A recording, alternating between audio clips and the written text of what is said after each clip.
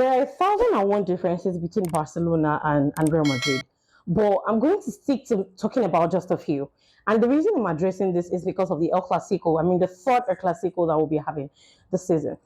Now, one of the difference that I enjoy majorly about Barcelona and Real Madrid, or that I like so much about Barcelona and Real Madrid, is the fact that when it comes to pressing, so far so good. I'll tell you this season that Barcelona is the best team, the best pressing team this season, and you can't say the same for Real Madrid because if you look at Real Madrid's game over time, apart from the fact that they've been inconsistent, you look at the way they press.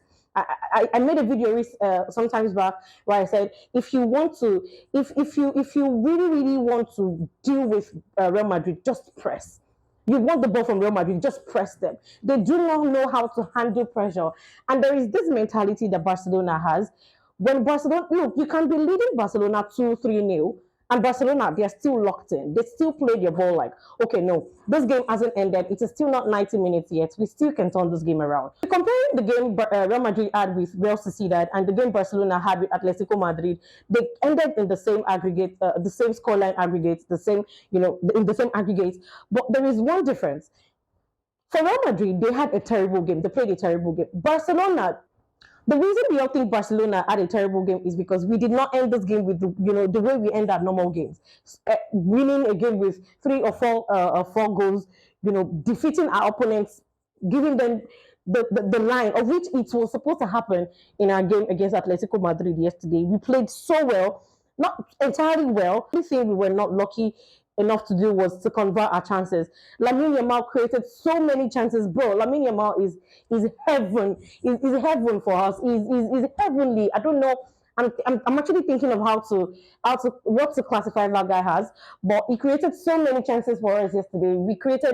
We lost so many goals, and it really affected us. We were lucky enough to get that goal from Ferran Torres. And that is one thing I appreciate about Ferran Torres. Ferran Torres is that player that whenever you need him to step up, he actually does step up for your team. He just delivers when you least expect or when you're really struggling. Because just imagine, of course, I know that if we did not get that goal from Ferran Torres yesterday, we would have gotten a goal regardless.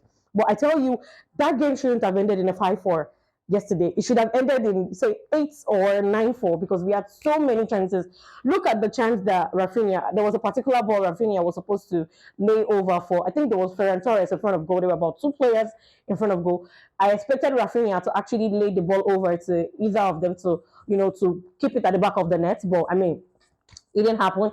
There was also Lamine Yamal himself that he had a chance and unfortunately he was unable to convert it into goal. But I'll tell you, we controlled the game yesterday, especially in the first half. We had a really beautiful game.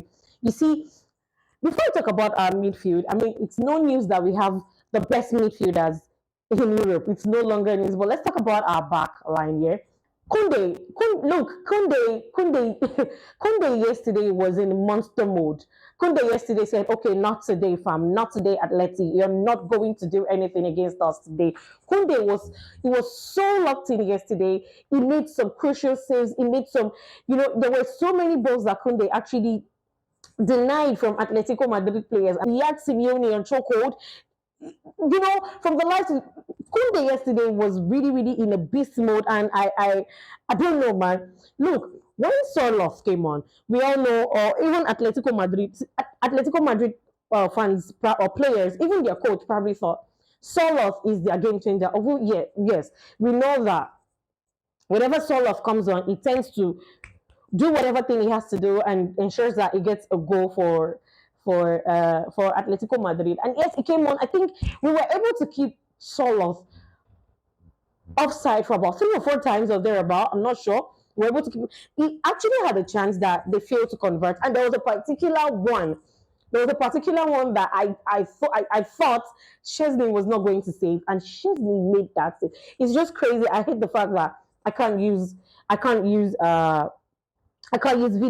I thought, okay, bro, this is a goal. This is a goal. But Chesney saved. So Sorloth came yesterday. They thought it was going to change the game for them. He did get a goal, but bro was actually offside. Now, like I was saying, our defense yesterday was it was really crazy. Now, it made me see Barcelona in another light. Yes, you know Barcelona. You know we all are used to the Barcelona that goes for goal, that scores dunked goals on our opponents. Like we want to win them with goals. But yesterday we were able to. We had that one goal and we defended.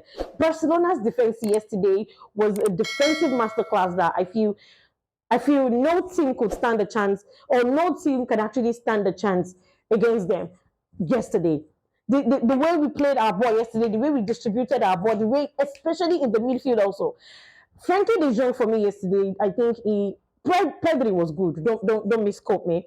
Pedri was good. Pedri has always been a wizard when it comes to a midfield. But yesterday, Frankie de Jong had the masterclass midfield case that I just feel it was for me. I mean, you could have a contrary opinion, but I'll tell you, Frankie yesterday had a different. He had an entirely different game compared to Pedri, and his game was so beautiful to watch.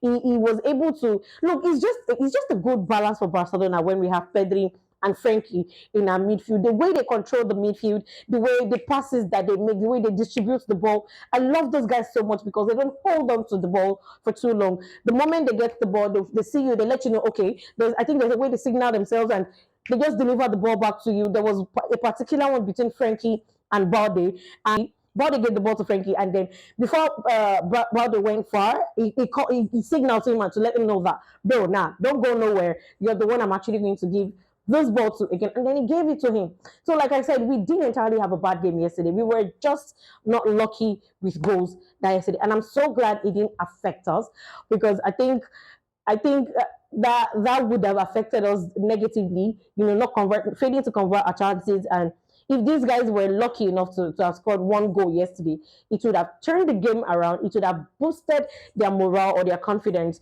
into thinking that they could actually go with a win. Unlike Real Madrid played a terrible game. Their defense was terrible against Real Sociedad. So yeah, we might have ended our games in with the same score aggregate, but I'll tell you that our games were different. I'll say that I was going through FOTMOB today and I saw some ratings and I'm like, okay, no, I actually disagreed with most of the ratings, but the rating that I actually disagreed with more was that of Raphinha.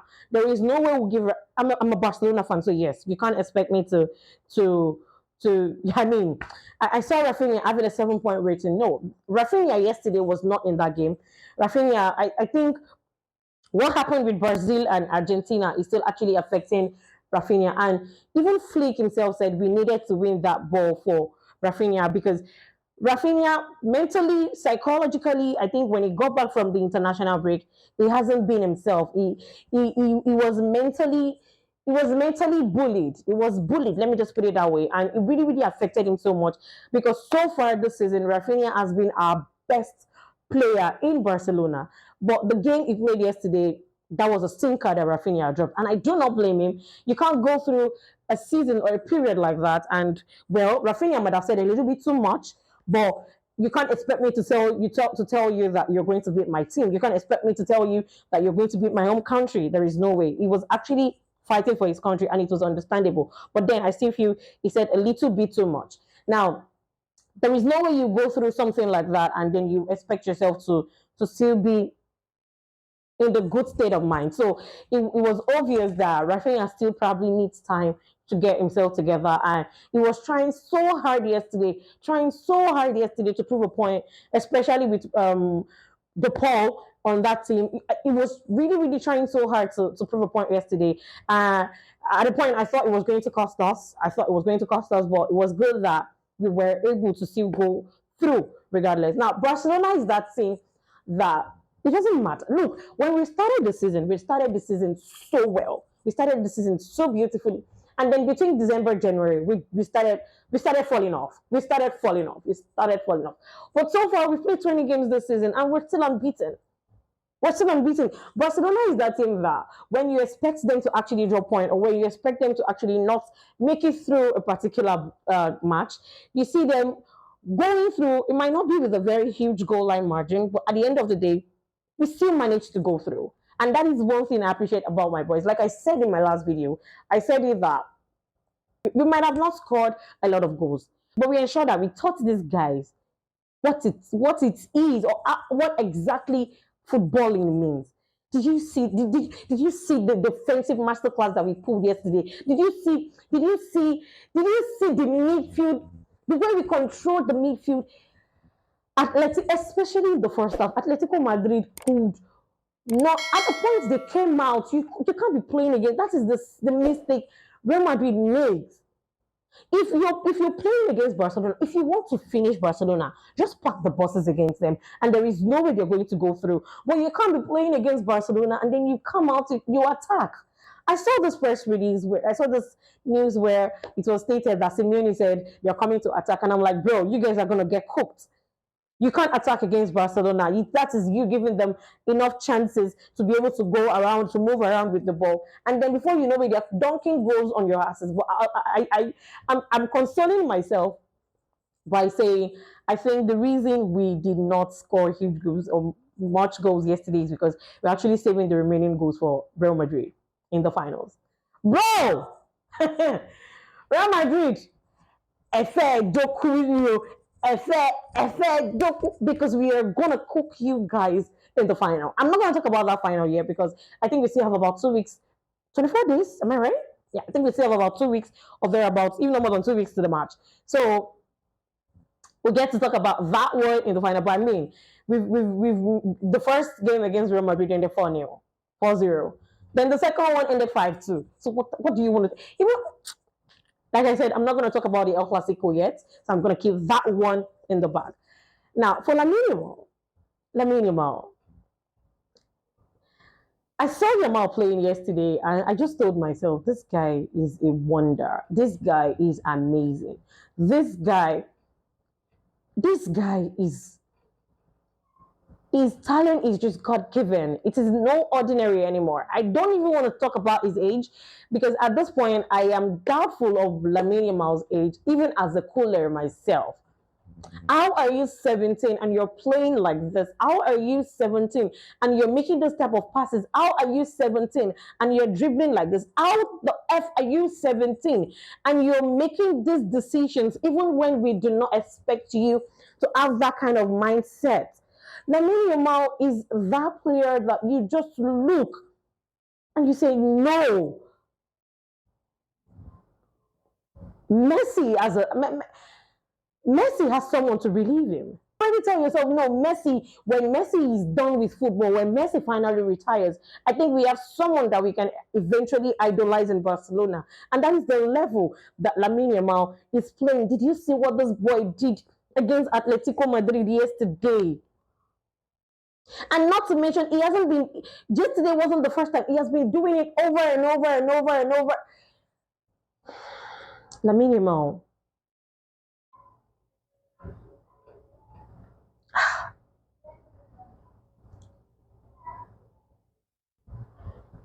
Anyways, once again, let me say congratulations to every cooler out there. We're now in the finals. Of course, the El Clasico final, and we'll be facing Real Madrid. We already know how it's going to end. We already know how it's going to end. But if you're a Real Madrid fan, I want you to drop it in the comment section. How many goals you would like for us to register on your heads? Just let us know. But how many goals? How many goals? We can always talk to Hansi Flick to keep it minimal. Oh, and if you're thinking that there is some magic stunts that you guys are going to pull against Barcelona, let me remind you. Let me come closer. Allow me to remind you that Hansi Flick as a coach has never, ever lost in his career. He has never lost a final. He has never lost a final. So maybe you have some lucky charm that you're about to pull. You have something that you're going to do to jinx my boys. But I tell you, Real Madrid, you are cooked. That is just it. That is just it. You guys are cooked. And now moving on from that, before the game yesterday, we also heard the news of Dani and Power Victor registration and whatnot. Look, I don't know what Tebas is doing, but at this point, I think Tebas needs to stop crying.